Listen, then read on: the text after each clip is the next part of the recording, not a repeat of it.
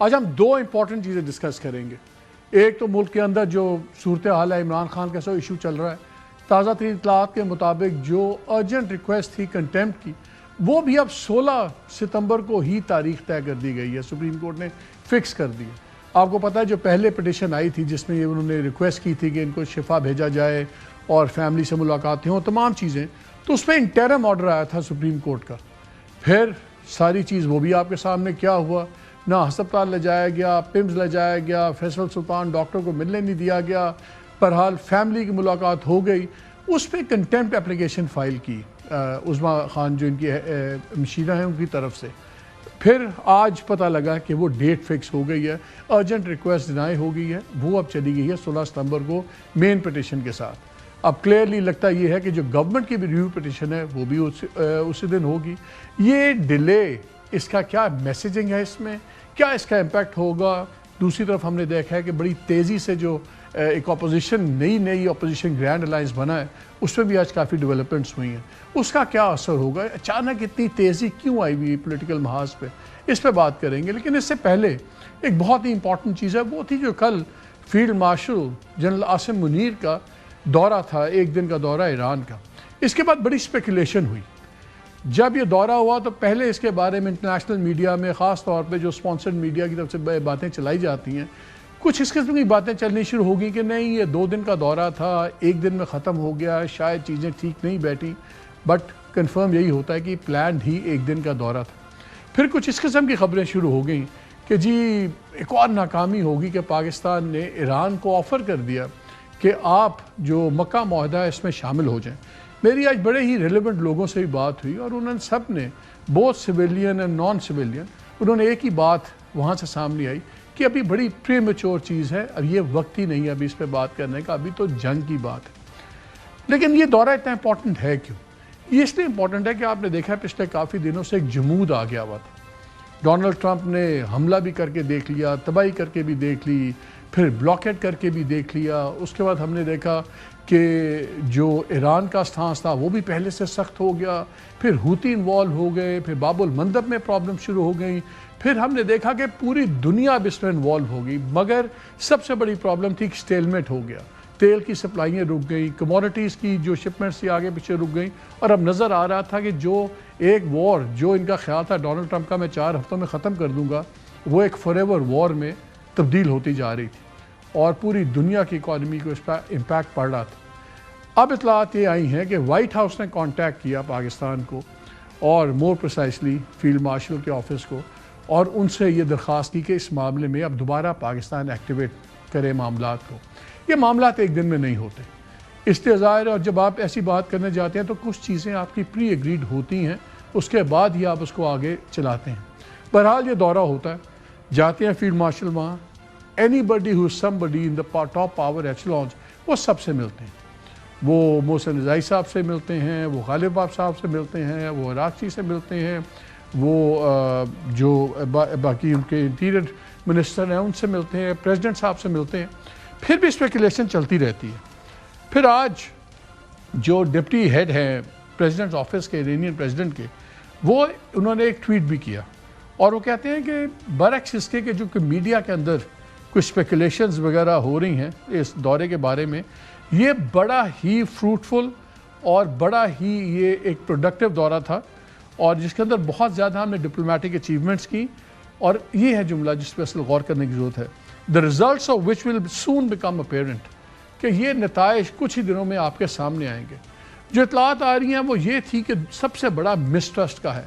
ایران چاہتا ہے کہ جو یہاں پہ اسلام آباد کا میمورینڈم آف انڈرسٹینڈنگ تھا اسی کے مطابق بات چیت ہو، لیکن مسئلہ یہ ہے کہ وہ کہتے ہیں کہ امریکہ نے وائلیٹ کیا، امریکہ نے اس کی خلاف ورزی کی، خاص طور پہ کلاس 5 جو تھا جس میں اس کا کنٹرول کی بات ہو رہی تھی ہرمزگان کی.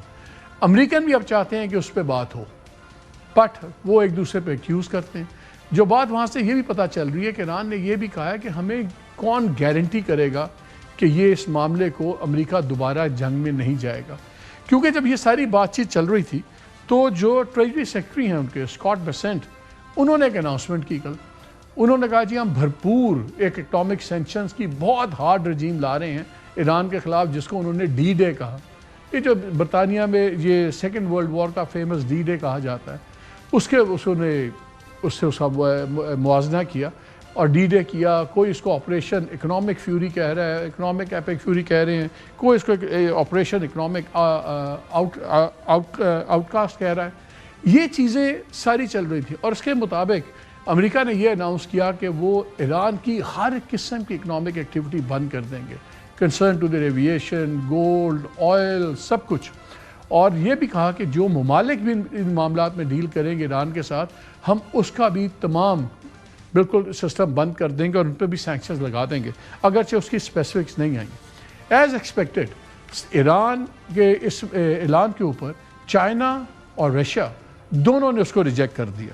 ایران کی تو بہت ہی ہارڈ سٹیٹمنٹ آئی ہے، انہوں نے کہا ہے کہ جی اس کا کوئی انٹرنیشنل لاء میں کوئی اس کی نہیں ہے، اس کا جواز کوئی یو این کی آتھرائز نہیں ہے. ہماری جتنی ڈیلنگز ہیں وہ ہم یو این اور انٹرنیشنل لاء کے تحت کر رہے ہیں، اس لیے امریکہ ہمیں نہ بتائے. اور امریکہ کی گھبراہٹ سمجھ آتی ہے، جو ان کی ملٹری پاور کا حال ہے اس وقت وہ چائنا کے ساتھ کسی قسم کا ملٹری کانفلکٹ بھی افورڈ نہیں کرتے، بھلے وہ تائیوان میں چائنا کچھ کرے یا اس طرف کوئی چیز ہو، نارتھ کوریا کچھ کرے ساؤتھ کوریا میں، وہ نہیں کر سکتے. ان کے اسلحے کے ذخائر نیچے جا چکے ہوئے ہیں اور بہت سی ان کو پرابلمس ہیں. اور اسکاٹ بیسنٹ سے کسی نے پوچھا کہ یار آپ نے اتنی بڑی باتیں کی ہیں تو چائنیز بینکس کو آپ نے کیوں نہیں سینکشن کا اناؤنس کیا، کیونکہ ساری ٹریڈ تو چائنیز بینکس انوالوڈ ہیں ایران کے ساتھ. تو اس پہ انہوں نے کہا کہ نہیں ہم I believe quite diplomacy was the best form of engagement, یعنی کہ ہوا ان کی نکل گئی ہے اس کے اوپر سے.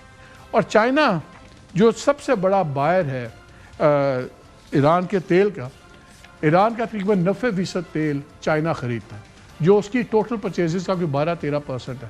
اور وہ بھی ڈالر میں پیمنٹ نہیں ہوتی، وہ RMB میں جو چائنیز کرنسی ہے اس میں وہ پیمنٹ ہوتی ہے. اور ان کا ایک نظام ہے جس کو کہتے ہیں cross border inter bank payment system, CIPS. اس لیے ان کو پرواہ بھی نہیں. اب کیوں دو چیزیں چل رہی ہیں، کیسے اب آگے بات چلے گی؟ اب خبریں یہ آ رہی ہیں کہ پاکستان کا رول اس لیے بہت امپورٹنٹ ہو گیا ہے کہ ہم ایک تو مکہ اکارڈ آپ کے سامنے ہے، اس میں پاکستان ہے، سعودی عربیہ ہے، ترکی ہے. اور یہ بھی کہا جا رہا ہے کہ جلد ہی آپ دیکھیں گے اس کے اندر ایجپٹ جو R4 کا پروجیکٹ کے اندر ہمارا حصہ دار ہے وہ بھی شاید اس میں آنے والا ہے. قطر کی بھی بات ہو رہی ہے، بنگلہ دیش جیسے ممالک کی بھی بات ہو رہی ہے. اور تو اور ایران کی جب بات چل رہی تھی، یہ خبریں بھی چلی تھی کہ ایران کو آفر دی یا نہیں دی، یہ بات ایسی ہے جو الٹیمیٹلی ہونی ہے. اور ویدر ابھی ہوتی ہے یا تھوڑا سا معاملہ ٹھیک ہو جائے اس کے بعد ہوتی ہے، کیونکہ جب ایران اگر اس معاہدے کا حصہ بن جاتا ہے تو پھر تو مڈل ایسٹ کا یکساں نقشہ ہی بدل جائے گا. کیونکہ جتنے عرب ممالک ہیں جن کا جھگڑا ایران سے ہے، اگر بڑے ممالک اس میوچل ایگریمنٹ میں آ جاتے ہیں، مثلا سعودی عربیہ پہلے ہی ہے، ترکیہ پہلے ہی ہے، ہم ہیں اس کے اندر. اب آپ امیجن کریں کہ اس کے اندر قطر بھی آ جائے، اس کے اندر ایجپٹ بھی آ جائے، اس کے اندر کویت، جارڈن کا انٹرسٹ اس کے اندر ہے، وہ آ جائے، اور اگر ایران بھی ہو پھر تو ویسے ہی میوچلی سیف ہو جاتی ہے بات.